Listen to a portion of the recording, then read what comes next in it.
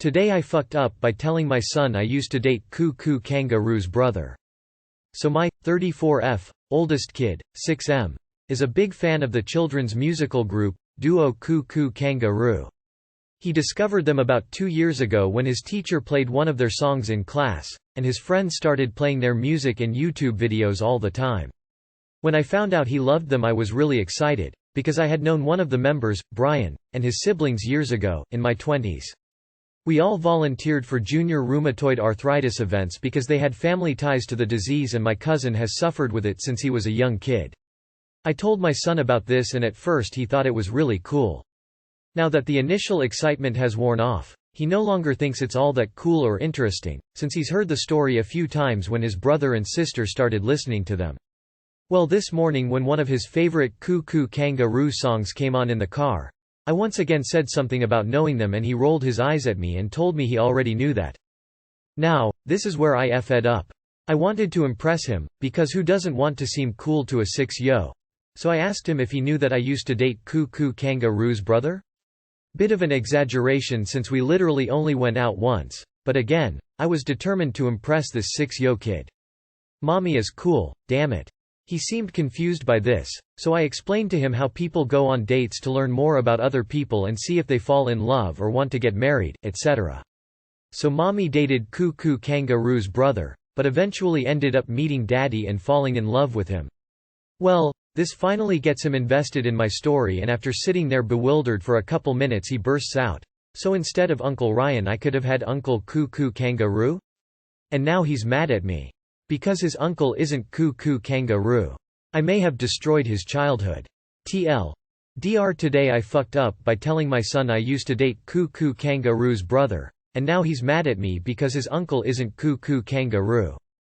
Wait until you explain that he would never have been born if you went with Koo Koo's brother. Similar energy to when my cousin held a grudge against his mom when he discovered that parents get to pick their kids' names. So you could have named me Bruce Wayne, and you didn't? Mom, come on. She had to apologize very sincerely for not predicting that he would love Batman, but come on, who doesn't love Batman, duh. That is setting a high bar for Uncle Ryan. Shocking plot twist. Uncle Ryan is actually secretly one of the Wiggles. Now Uncle Ryan needs to pretend he is Uncle Koo Koo Kanga Roo. Today I fucked up by giving my eyes second-degree burns. This happened about 2 years ago, but I think it's high time I tell my most shameful work story. So I'm a cook, working the sauté station on a weekday night.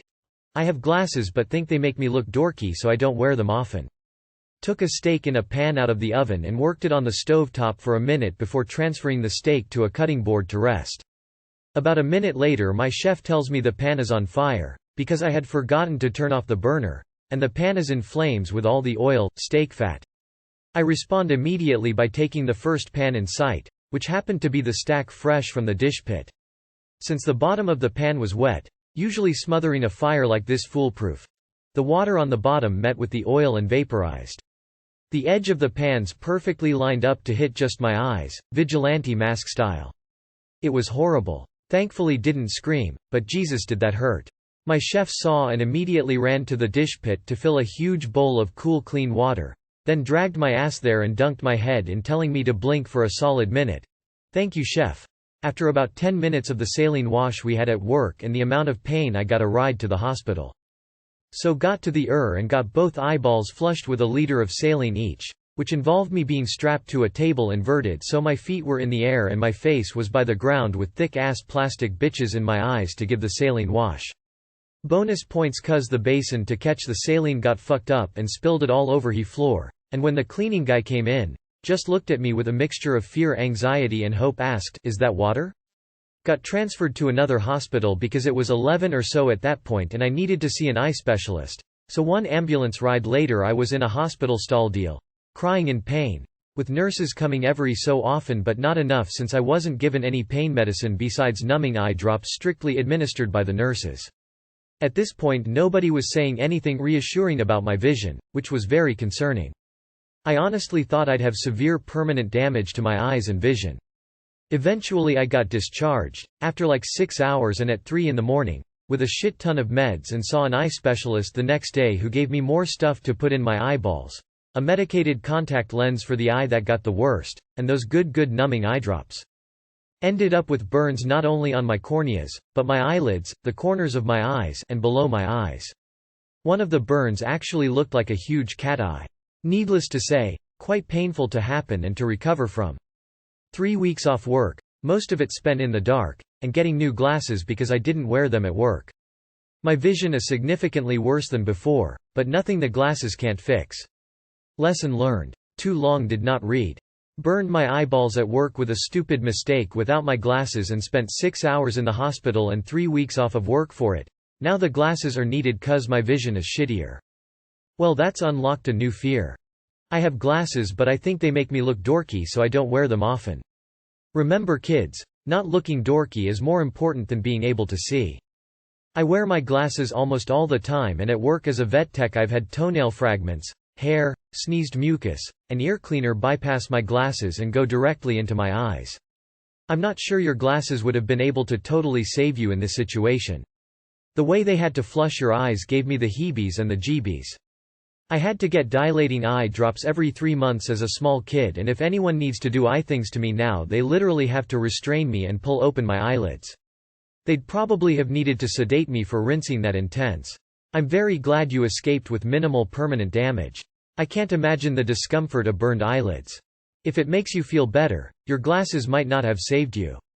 I've had a single drop of boiling water from a pan fly up and completely avoid my glasses to hit me straight in my one good-ish eye. Metal shavings also seem to be able to bypass any form of eye protection. Vigilante mask style. New Daredevil origin story? Seriously though, glad this, mostly, turned out okay. It sounds like a horrific ordeal.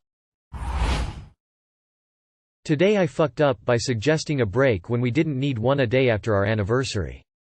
Today, I, am 24, had a long conversation with my sister, who lives in another state, about my relationship with my girlfriend, F21.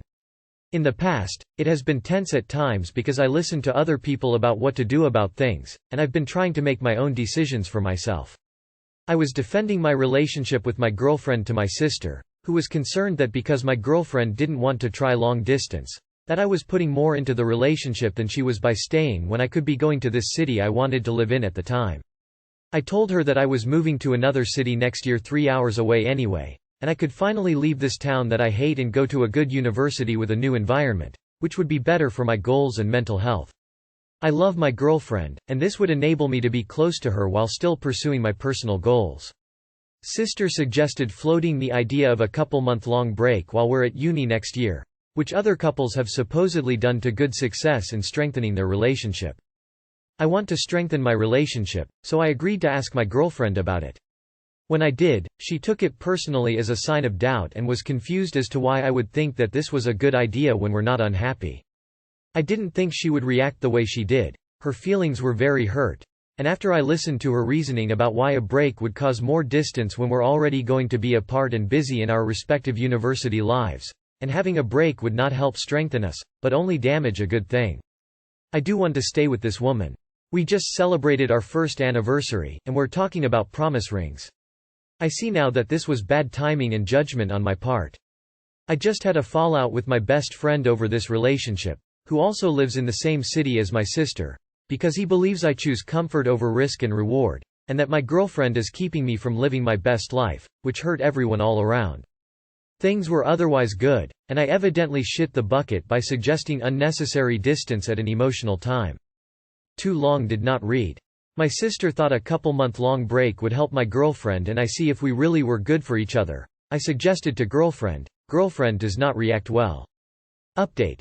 I really fucked up. She's still very sad and mad at me. Is questioning if I even want us to work out. All because I let my sister's opinion get to me. Bro, you're doing the very thing you told yourself you'd work on. You're letting everyone dictate what you should do or feel about the decision rather than make it yourself. What do you want to do? I have never heard of taking breaks going well. Like, ever. Your sister just doesn't like your girlfriend.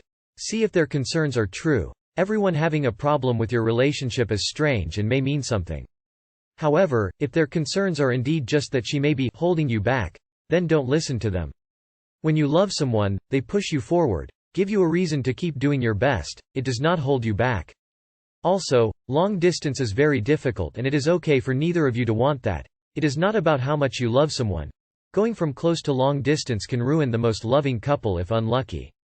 Some people will tell you to prioritize your career and personal goals. Others will tell you to prioritize love.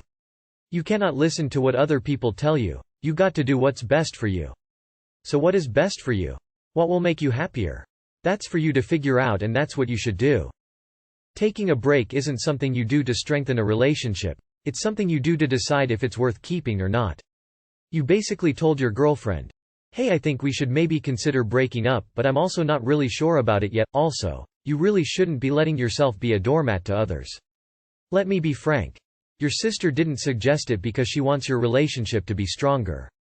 She was literally complaining about your relationship beforehand and was intentionally sabotaging it with an intentionally terrible idea. Nobody takes a break to strengthen the relationship. Here's a thought. Stop taking advice from a sister who doesn't want you to have a girlfriend. Got to wonder if she's tried to ruin other relationships. TIFU by tying my hands with zip ties and having to call cops to free me. I am young male and I wanted to tie myself up with zip ties. I live with my mom and she was at work when this happened. I tied my hands in X position up from my elbows in front of me and tightened the zip tie with my teeth. I had cutters available, but idiot me didn't realize that I can't use them when my hands are tied up in that position. Right when I tightened the zip tie I realized my mistake. I started to panic a little because it was kinda restricting my blood flow to my hands. I tried to cut the zip tie with scissors and I actually got the tip under the zip tie, but it was not in deep enough and I couldn't break it and I ended up cutting myself little. Next I tried to broke the zip tie by yanking my arms hard, but I couldn't do that because it hurt like MF. I didn't want to go to my neighbors because I was naked and I don't have friends that live close to me. Calling my mom to free me was not an option. She would have never seen me the same if she found out. I knew I had to make decision. Either I wait 6 hours till my mom gets from work and probably end up having my arms amputated, or I call emergency line and having the cops come free me. I called the emergency line and I was so fucking embarrassed. Operator said he will send cops to my house. It took them about 40 minutes to get here and that was the longest 40 minutes in my life. While I was waiting for the cops I was thinking that every choice I have made in my life led to me imprisoning myself inside my own home naked and wasting the cops' time. I somehow managed to put on underwear and that gave me so much relief at the time. Then police called me and started by saying that, "Who I have honor speaking to?" I said my name and he said that they are outside of the apartment complex. I said I will come open the door. They came in and I couldn't even look at them in the eye. I felt like total failure and waste of breath. They cut the zip tie with my scissors and checked that I didn't have any damage on my arms. Everything was okay and they asked me what the hell was I thinking. I really couldn't answer that. I just said I am idiot and I apologized to them for wasting their time. They said it's okay and wished me good day. I heard them laughing and joking on outside from my open window and I don't blame them at all. That was the end of it. I am still fucking embarrassed and I hope everybody can learn not to be an idiot. Moral of the story. No more self-bondage for me. Sorry for my bad English, it is not my native language. Too long did not read. Tied myself up with zip ties, couldn't free myself and had to call the cops to free me. Edit. Thank you for the comments. Laughing at your own expense makes things better. Just to clarify, I didn't tie myself from my wrists. I wanted to try something different and it's hard to explain how I tied myself. Think about hugging yourself so your hands touch your shoulders. Then zip tie in middle of your arms up from the elbows. I could do simple tasks like use my phone, open the doors and pick up things. I now know why people don't tie themselves that way. I didn't want to go to my neighbors because I was naked. This was the world's most predictable plot twist. M. Night. LPT. Turn the hob of the oven on, gas or electric will work. Just be careful, you don't want to burn yourself. But you'll be free in seconds. You could also have found a brick wall or other rough item and just started rubbing the cable ties along it until it weakens. Clearly you aren't MacGyver. If they ever need to lock you up, I don't think they'd have to worry about you. Might as well leave your cell door unlocked and free roam of the yard. This is fucking hilarious. I did nearly the same thing when I was a teen. I used rope, and tied my wrists behind my back, and OFC lost my balance and slammed my head into a Lego set on my floor. Tears of joy. Got myself free, and never told anyone. Until now. Note. Bondage with zip ties is dangerous. Zip ties tend to tighten easily and cut off blood flow easily as well. Always practice safe bondage with appropriate materials, knots and safety shears. Safe self-bondage even more so. Look into resources for bondage safety before tying kids. For legal adults, you may be able to find classes in your area for practicing safe bondage. I would imagine that the cops don't mind an easy call. That's pretty mild. They had a laugh. Whatever. Not so bad.